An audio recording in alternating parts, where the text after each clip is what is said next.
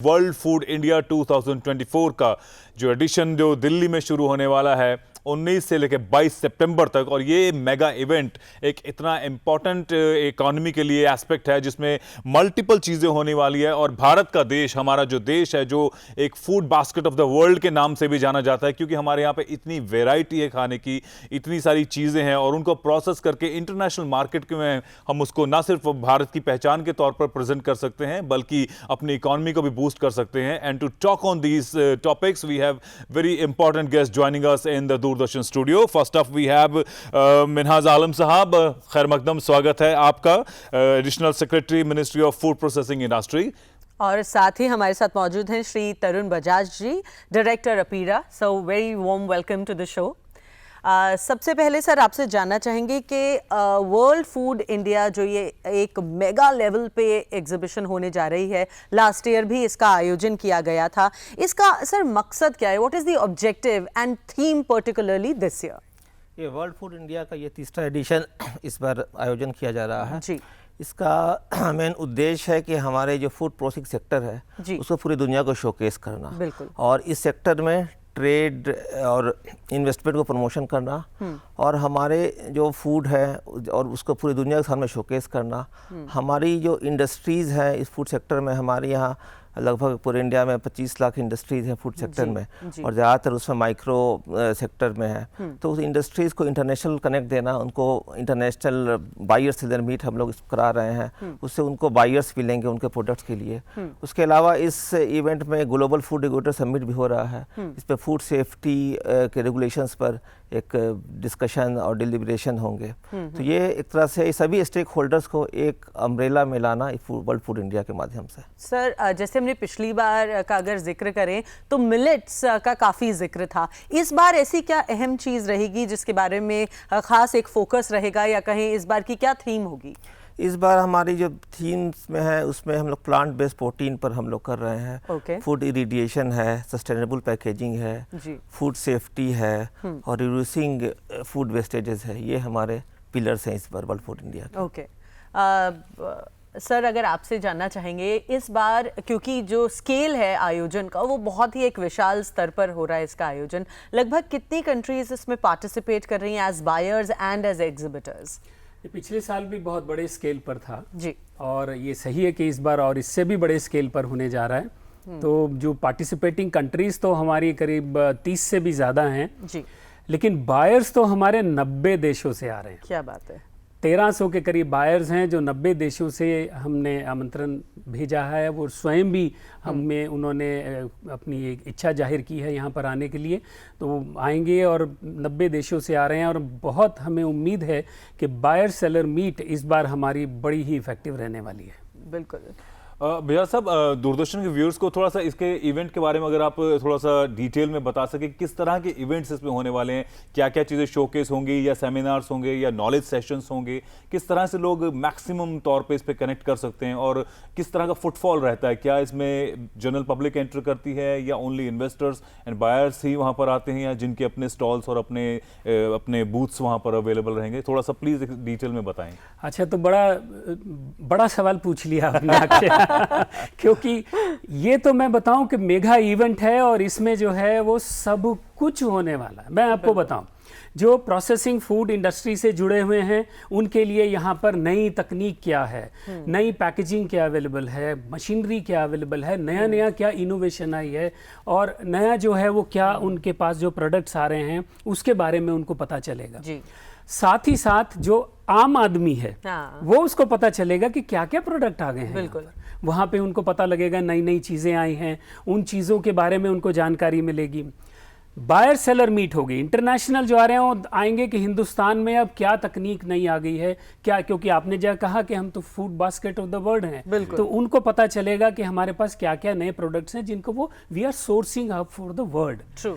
और इसके साथ नई टेक्नोलॉजी, जैसा अभी सर ने कहा कि फूड रेगुलेटर समिट होने जा रही है, फूड सेफ्टी के ऊपर, क्वालिटी के ऊपर, टेक्नोलॉजी के ऊपर, इनोवेशन के ऊपर, सस्टेनेबिलिटी के ऊपर, सबके लिए सब कुछ है, शेफ्स के सर लिए जो नया भारत है वो एक स्टार्टअप्स का भारत है, एक स्मॉल एंटरप्रेन्योर्स का भारत है, उनके लिए इसमें विशेषकर क्या देखने के लिए होगा? अगर हमारे कुछ श्रोता हैं जो खुद एंटरप्रेन्योर्स हैं, छोटे छोटे फूड प्रोसेसिंग प्लांट्स चला रहे हैं, वो लोग क्या इससे फायदा उठा सकते हैं? फूड प्रोसेसिंग में एक बहुत बड़ी संख्या है जो स्टार्टअप्स की है। बिल्कुल, बहुत बड़े स्टार्टअप्स जो फूड प्रोसेसिंग में, आपने मिलेट का जिक्र किया था, जी। तो पिछले साल केवल मिलेट में 500 से ज्यादा स्टार्टअप्स आ गए। बिल्कुल। तो बहुत सारे स्टार्टअप्स हैं। स्टार्टअप्स को मौका मिलेगा अपने प्रोडक्ट्स को डिस्प्ले करने का, राइट। स्टार्टअप्स को मौका मिलेगा अपने नए बायर्स ढूंढने का। यहाँ पर मौका मिलता है उनको, अपने डिस्ट्रीब्यूटर्स को भी मिल जाते हैं, क्योंकि हमारा देश अपने आप में एक बहुत बड़ा बाजार है, बिल्कुल। घरेलू बाजार बहुत बड़ा है। उनको नए डिस्ट्रीब्यूटर मिल जाते हैं, अपने उत्पाद को एक राज्य से दूसरे राज्य में भेजने की अवसर मिल जाते हैं। साथ ही उनको इंटरनेशनल कनेक्ट मिलता है, तो इंटरनेशनल कनेक्ट के साथ भी यहाँ पर वो लोग जुड़ सकते हैं। तो स्टार्टअप्स के लिए तो बहुत अच्छी, और जो नई स्टार्टअप्स आना चाह रही हैं उनको नए नए आइडियाज़ मिलेंगे यहाँ से। आलम साहब, आपसे जानना चाहेंगे, भारत खुद ही बहुत सारे ऐसे एग्रीकल्चरल प्रोडक्ट्स बनाता है, प्लस हमारा कंज्यूमर बेस भी बहुत बड़ा है। ऐसे में फूड प्रोसेसिंग इंडस्ट्री के लिए कितना लाभकारी होगा ये पर्टिकुलर एग्जीबिशन? नहीं, ये particular exhibition food processing sector के लिए बहुत ही महत्वपूर्ण है जी। क्योंकि इसमें पूरी दुनिया से लोग आ रहे हैं, पूरी दुनिया से कंट्रीज आ रहे हैं, गवर्नमेंट टू गवर्नमेंट मीटिंग्स होगी, बिजनेस मीटिंग्स होंगी, बायर से मीट होगी, फिर फूड रेगुलेशन के रिस्पेक्ट में भी डिस्कशन डिलिब्रेशंस होंगे। तो जब भी जितने भी फूड प्रोसेसिंग के सेक्टर है, वैल्यू एडिशन में क्या क्या हम लोग और आगे कर सकते हैं, क्या क्या हम लोग के फ्यूचर में क्या क्या टेक्नोलॉजी यूज़ कर सकते हैं, सभी पर इस पर कंप्लीट डिस्कशन होंगे। और इस हर समिट के साथ जो है कि हमारे पास जो है और ज़्यादा कंपनीज आती हैं और हम लोग के ज़्यादा इंक्वायरी होती है कि हम मानो के जो प्रोडक्ट्स हैं, जो एक्सपोर्ट्स होने हैं प्रोडक्ट्स, वो कहाँ से कौन कौन इंडस्ट्री है उससे एक्सपोर्ट हो सके, नया नया बाज़ार हम लोग ढूंढ सकते हैं। तो ये हर इवेंट जो वर्ल्ड फूड इंडिया है एक हमारे लिए एक नए आयाम हमारे सर, अगर फॉरेन कोलैबोरेशन की बात करें तो अगर दूसरे देशों से कैसे एक हैंडशेक होगा हिंदुस्तान का, अगर इस पर्टिकुलर एग्जीबिशन के मद्देनज़र देखते हुए इस पे बात करें तो? जी, इस एग्जीबिशन में कई गवर्नमेंट डेलीगेशंस आ रहे हैं, फॉरेन बायर्स आ रहे हैं, तो वो फॉरेन बायर्स को हम लोग यहाँ जो सेलर्स हैं उससे हम लोग कनेक्ट करेंगे, जिससे कि हमारे प्रोडक्ट्स को जो इंटरनेशनल मार्केट मिलेगा। उसके अलावा गवर्नमेंट डेलीगेशंस आ रहे हैं, उसमें नए नए जो है, जो अगर वहाँ भी जो नई अपॉर्चुनिटी है वो हम लोग और कोलैबोरेशन कर सकते हैं, और फ्यूचर में हम लोग कंट्रीज़ के साथ, ज़्यादा कंट्री के साथ हम लोग एग्रीमेंट कर सकते हैं हमारे प्रोडक्ट्स को वहाँ पहुँचाने के लिए। और उसके अलावा नई नई टेक्नोलॉजीज़ जो है वो यहाँ आ सकती है और यहाँ इन्वेस्टमेंट है वो बढ़ सकता है। आलम साहब, एक जहन में सवाल भी आता है क्योंकि हम ये 3rd एडिशन है वर्ल्ड फूड इंडिया का, और जैसे हम बात कर रहे हैं कि इतनी डाइवर्सिटी है हमारे खाने में, यहाँ पर कल्चर में भी, तो क्या भविष्य में इस फोरम को, इस एडिशन को दूसरे शहरों में भी ले जाने का भी कार्यक्रम बन सकता है? क्योंकि स्मार्ट सिटीज़ भी काफ़ी बन रही है देश में, और जो कनेक्टिविटी है, टेक्नोलॉजी इंट्रोड्यूस हो रही है, क्या ये एक अच्छी पहल रहेगी भविष्य में? हम ये सोच सकते हैं इसके बारे में? नहीं, वर्ल्ड फूड इंडिया इवेंट हम एक जो मेजर इवेंट है हम लोग साथ में करा, यहाँ अभी जो लास्ट 2 एडिशन भी दिल्ली में हुआ, उसके अलावा हम लोग पूरे इंडिया में इवेंट्स कराते रहते हैं, हम लोग और सपोर्ट करते हैं, और एजेंसी जो भी कराते हैं, इस तरह के इवेंट सालों भर चलते रहते हैं, लेकिन ये सबसे इम्पोर्टेंट इवेंट जो है जो world food India. Tarun ji, आपसे जानना चाहेंगे, देखिए हमारे अन्नदाता तो हमारे एग्रीकल्चरिस्ट्स ही हैं, हमारे किसान भाई हैं, उनके लिए कैसे लाभकारी होगा ये एग्जीबिशन? प्रियदर्शी, बहुत अच्छा सवाल पूछा, क्योंकि आखिर में हमारे तो अन्नदाता हैं, बेनिफिट उन तक जाना ही चाहिए। बिल्कुल सिंपल सी बात है, मांग और सप्लाई का बैलेंस होता है। आप जानते हैं हम लोग इकोनॉमी का सिंपल प्रिंसिपल है कि जब डिमांड बढ़ती है तो सप्लाई चेन पर उसका जोर पड़ता है, तो प्राइसेस बढ़ती हैं। अगर डिमांड क्रैश होगी तो प्राइसेस जो हैं वो क्रैश हो जाती हैं। इस तरीके की इवेंट से बहुत बड़ी मांग जनरेट होती है इंटरनेशनल लेवल पर और डोमेस्टिक लेवल पर। जब मांग जनरेट होगी तो उतनी ही सप्लाई चाहिए, जब सप्लाई चाहिए होगी तो धीरे धीरे उनको दाम अच्छा मिलेगा। हम क्या चाहते हैं कि उनको उनके उत्पाद का अच्छा दाम मिल सके, तो इससे उनको दाम अच्छा मिलेगा। ना केवल वो, जो सप्लाई चेन में जितने सारे लोग जुड़े हुए हैं उन सब को जो है इसका बेनिफिट मिलेगा। तो अल्टीमेट बेनिफिट हमारे अन्नदाता को तो जाएगा ही। बिल्कुल सर, जाते जाते एक और सवाल पूछेंगे कि जो विकसित भारत का एक विजन है 2047 का, उसमें ये कैसे सहायक सिद्ध होंगे ऐसे इवेंट्स? सो विकसित भारत के विज़न के लिए एक सबसे इम्पोर्टेंट है कि जो फूड प्रोसेसिंग सेक्टर, जो फूड प्रोसेसिंग में एक्सपोर्ट्स हमें बढ़ाना। तो हम लोग के टारगेट्स है कि हमारे जो टोटल एग्रीकल्चर एक्सपोर्ट्स है उसमें प्रोसेस्ड फूड का एक्सपोर्ट 2047 तक 50% हो। अभी ये 23% के आसपास है। अच्छा। उसके अलावा हमारे जो लेवल ऑफ प्रोसेसिंग है वो भी बढ़ने चाहिए, क्योंकि हमारे यहाँ एग्रीकल्चर कमोडिटीज़ बहुत ज़्यादा प्रोड्यूस होती है और वो प्रोसेसिंग लेवल जो है और बढ़े। हमारे यहाँ जो वैल्यू चेन इंफ्रास्ट्रक्चर उसमें और इन्वेस्टमेंट हो और फैसिलिटीज़ क्रिएट हो और जो भी हमारे प्रोडक्ट्स हैं उसमें वेस्टेजेस कम हो।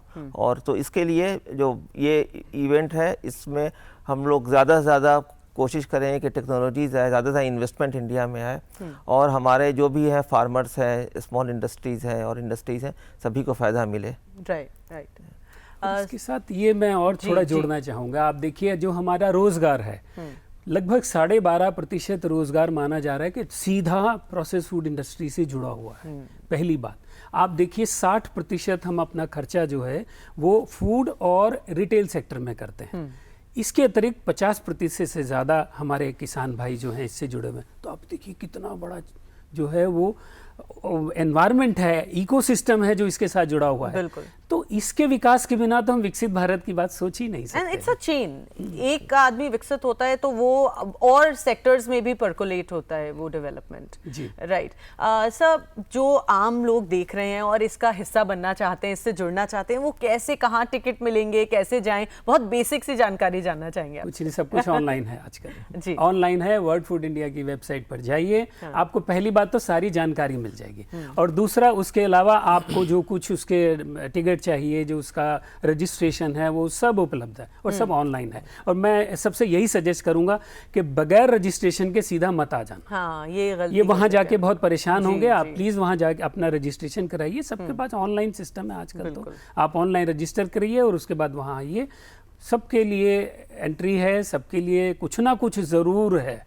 मैं ये कहूँगा कि ये मेगा इवेंट मिस करने वाला नहीं है। तो चाहे आप खाने के शौकीन हैं, बनाने के शौकीन हैं, एंटरप्रेन्योर हैं या फिर एक स्मॉल स्केल सेलर हैं, सभी के लिए कुछ ना कुछ वर्ल्ड फूड इंडिया 2024 में ज़रूर मिलेगा। जाते जाते सर एक क्लोजिंग रिमार्क आपसे चाहेंगे कि कैसे वर्ल्ड फूड इंडिया 2024 एक विशेष कार्यक्रम है जिससे लाभ सभी सेक्टर्स को होगा। जी बिल्कुल, वर्ल्ड फूड इंडिया 2024 एक गवर्नमेंट का इनिशिएटिव है, सभी सेक्टर्स को लाभ देने के लिए है। टॉप इंडस्ट्रीज़ के लिए है, फार्मर्स के लिए है, स्मॉल इंडस्ट्रीज़ के लिए है, कंज्यूमर्स के लिए है, पब्लिक एट लार्ज है। तो इससे ज़्यादा से ज़्यादा हमारे यहाँ जितने इन्वेस्टमेंट्स होंगे, इंफ्रास्ट्रक्चर इन्वेस्टमेंट्स होंगे, टेक्नोलॉजी डेवलप होगी, हम सभी को फ़ायदा होगा और कंट्री का प्रोग्रेस होगा। बिल्कुल।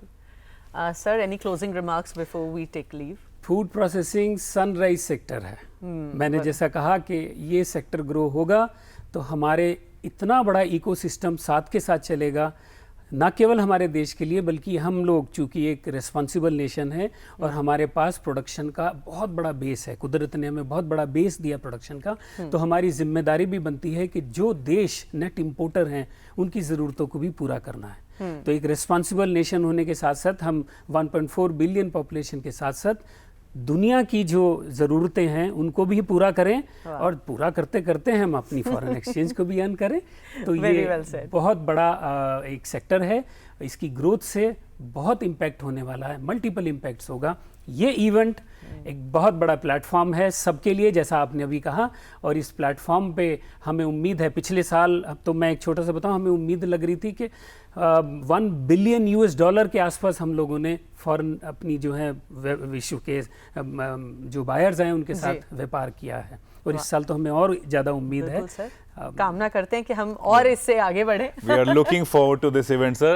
आलम साहब, thank you so much हमसे बात करने के लिए. So to you, बजाज साहब, it was a pleasure talking to you.